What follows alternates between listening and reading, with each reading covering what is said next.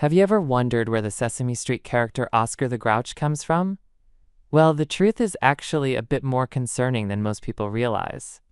Henson credits the character's name based on the personality of a magnificently rude restaurant owner and namesake of Oscar's Salt of the Sea, which Henson and Stone frequented.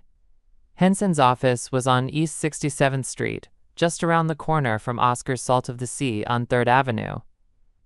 In the early 1960s, Henson and Stone often had lunch there and observed that the owner, Oscar Karp, dressed in black, looked unkempt, and had a gruff disposition. Henson and the Sesame Street crew reported multiple strange sights of Oscar the Grouch Karp at his dining establishment. He would often reek of garlic and onions. If someone came to the restaurant that he didn't particularly care for, he would place live snails he found outside on their plates, telling them it was complimentary escargot. Perhaps most disturbing among the allegations was the notion that he was using food found in the garbage and cleaning it up to serve to restaurant patrons, at one point serving a man a cut-up piece of a boudin lettuce covered in motor oil. While only a few of these stories can be corroborated, the fact of the matter is that Oscar Karp was not a very savory man, and his restaurant, while still quite popular, is eventually guaranteed to see some sort of demise. This all begs the question, why is Oscar the Grouch green, and why is he literally living in a garbage can?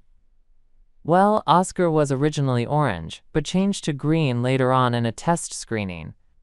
There is a rumor that Oscar Karp was Sicilian, and in Sicily the mafia would leave an orange-colored object like a handkerchief or piece of fruit on one of their targets. Jim Henson obviously couldn't explain this troubling fact to kids, so in one early episode it is explained in the show that he turned green during a visit to Swamp Mushy Muddy. And as for why he lives in a garbage can, well, the restaurant mysteriously closed without warning in the 1980s, with a local fire in an adjacent building supposedly having nothing to do with the abrupt shuttering. Prior to the restaurant closing, it had received a flurry of complaints from the health inspector. Most were minor violations, like dead insects on the owner's desk or standing water on the food prep floor. But some were a bit more serious, including hamburger buns and vegetables being stored in the bathroom, and toilet paper being used to clean up the prep area.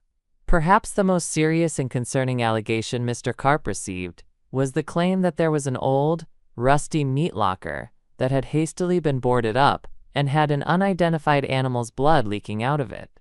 Old, stale bread was being used to soak up the blood and stop it from trailing into the dining area.